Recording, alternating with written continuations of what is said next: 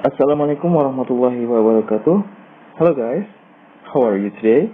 I hope that all of you are in good condition. And as you know that you will have your final exam on July 15 to July 20. Jadi seperti yang kita tahu kalau kalian ini mau ujian akhir ya buat kenaikan level dari tanggal 15 sampai 20 Juni. Sorry, June. Nah, before you do your final exam, we will have what is it? Just like material reviewing. Jadi kita review materi dulu yang bakal keluar di ujian akhir nanti. Dan seperti jadwal yang sudah kalian lihat bahwa nanti akan ada 2 tahap ujian. Yang pertama itu tahap 1, itu meeting pertama kalian. Kemudian di meeting kedua itu ada tahap keduanya.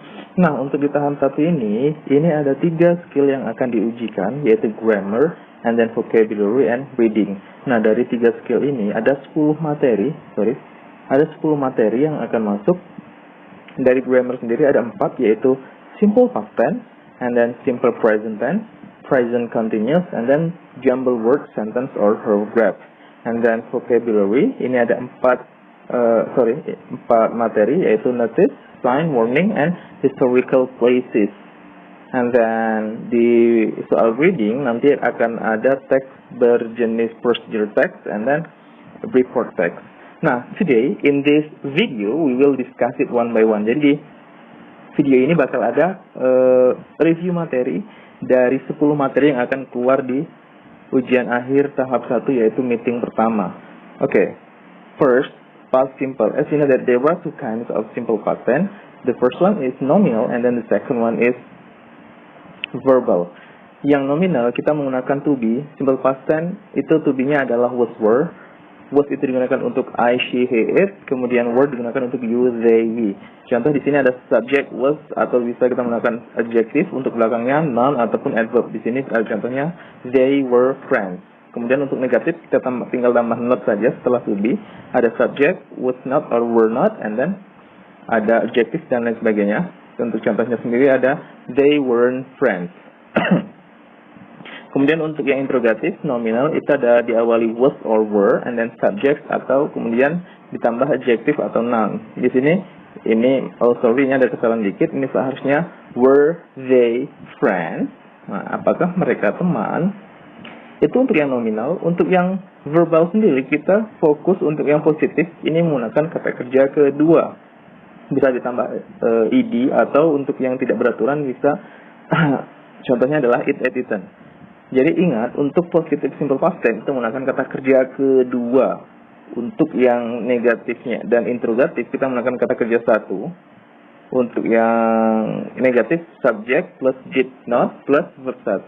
And then untuk yang interrogatif itu ada did, subject plus verb 1 juga. Untuk contohnya ini ada she worked yesterday, and then she didn't work yesterday, did she work yesterday. Nah, simple past tense sendiri digunakan untuk menyatakan atau menceritakan kegiatan atau aktivitas di masa lalu.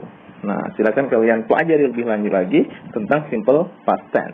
Next, ada present simple tense. Kalau simple past tense tadi digunakan untuk menceritakan kejadian di masa lalu. Kalau present simple tense itu digunakan untuk menceritakan kegiatan kalian yang berulang.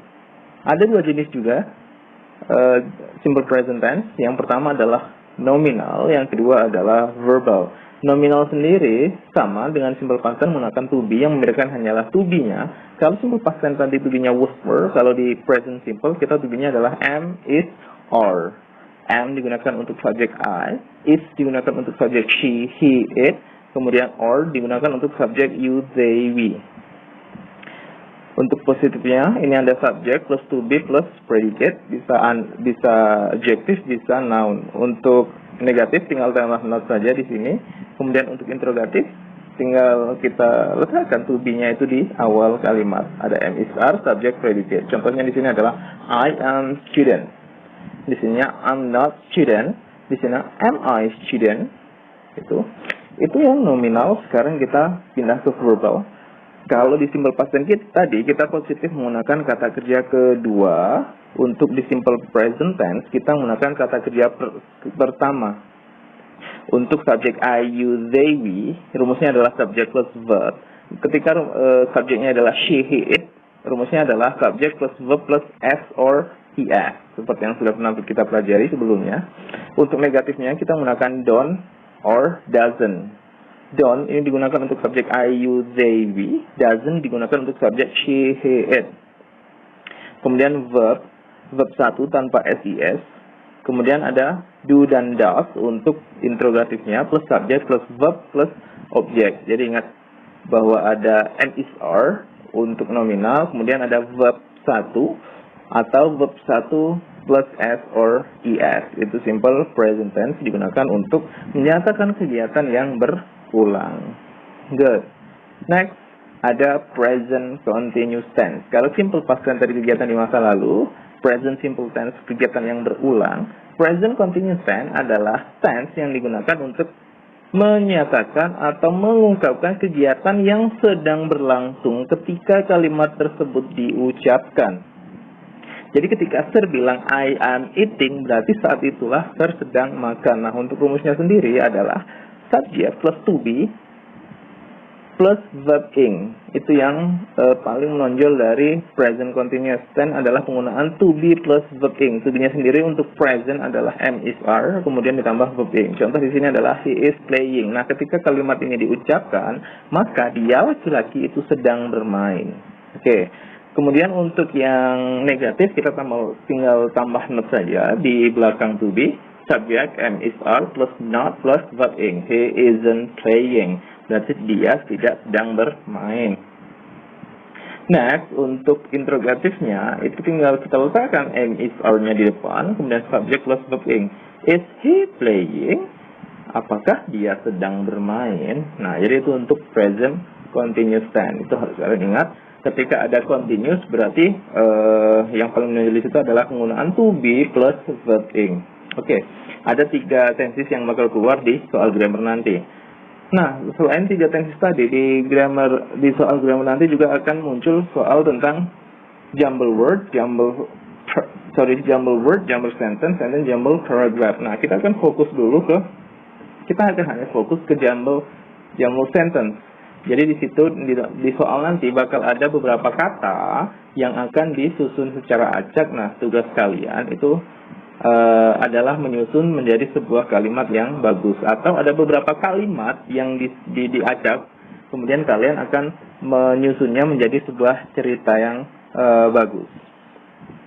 Nah, untuk kalimat sendiri yang fokus untuk jumble sentence adalah word order atau urutan kata. Ketika kalian mendapati soal kata yang tidak berurutan, maka tugas kalian adalah mengurutkannya. Bagaimana cara mengurutkannya? Yang pertama adalah fokus pada verb and object.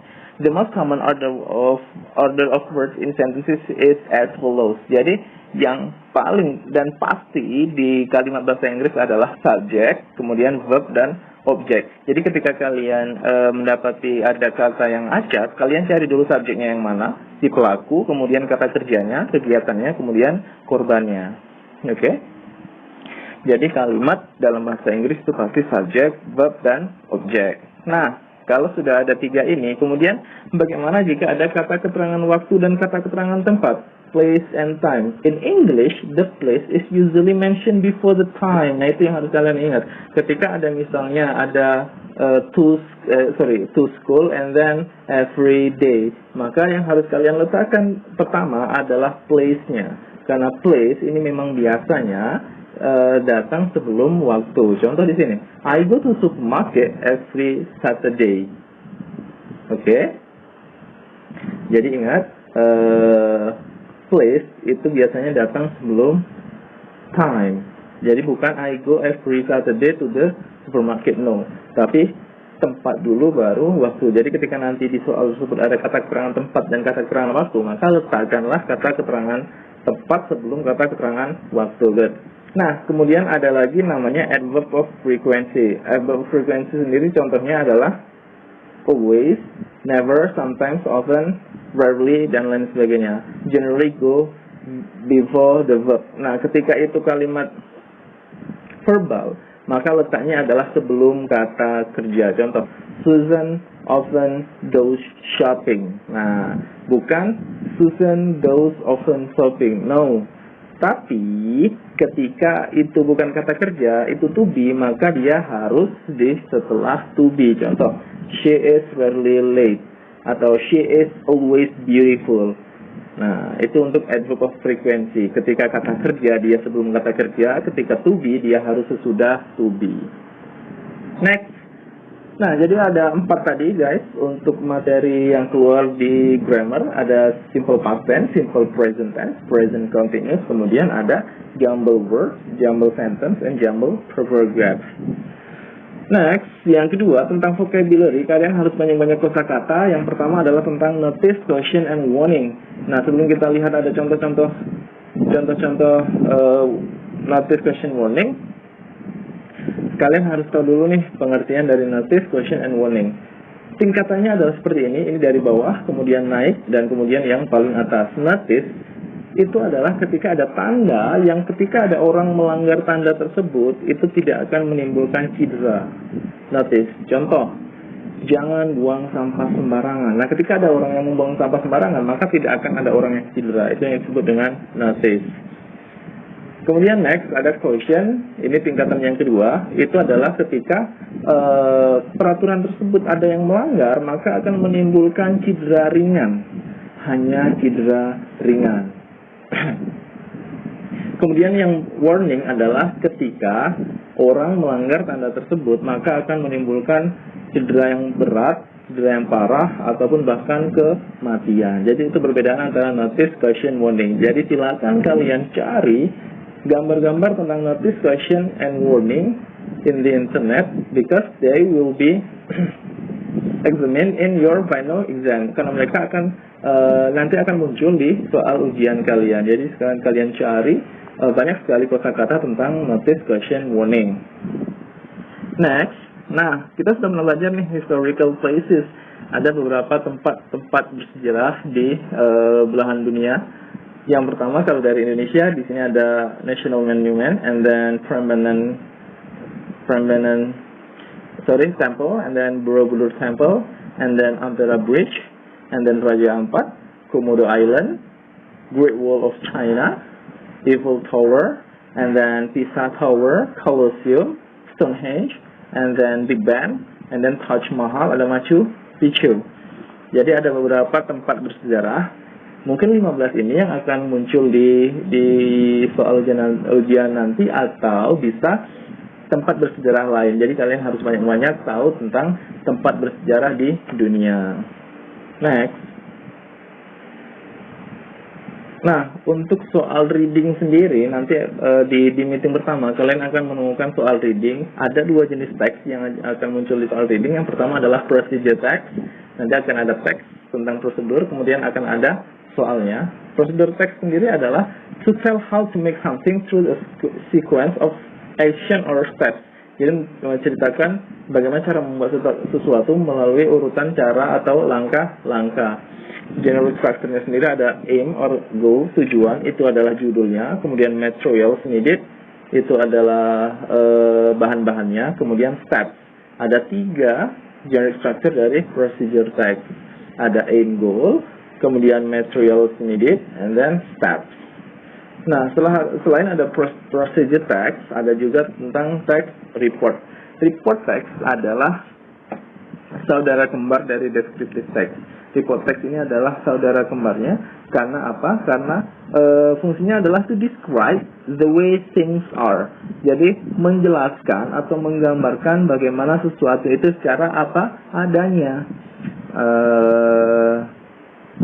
Kemudian untuk general structure-nya itu ada 2, ada general classification and then description, sama dengan teks descriptive text. Yang membedakan hanyalah report text ini umum, descriptive text khusus. Ketika di report text judulnya adalah cat, maka itu membicarakan seluruh kucing yang ada di dunia. Ketika descriptive text dia hanya akan membicarakan satu kucing. Contoh my cat, itu bedanya report text dengan descriptive text. So untuk readingnya itu ada 2 teks, yaitu procedure text and report text. Oke, thank you guys. Nah, so guys, prepare for your final exam. Harus kalian ingat untuk meeting 1, saya ulangi lagi, materi yang keluar adalah simple past tense, simple present tense, present continuous tense, jumble word, sentence, paragraph. Harus kalian ingat urutan-urutan kata pada kalimat itu apa saja tadi, subject, verb, object. Kemudian ada notice, sign, warning, and then historical places, procedure text, and then report text. Oke, thank you guys. Sekali lagi saya ucapkan selamat berjuang, semoga berhasil. Good luck, see you, bye bye.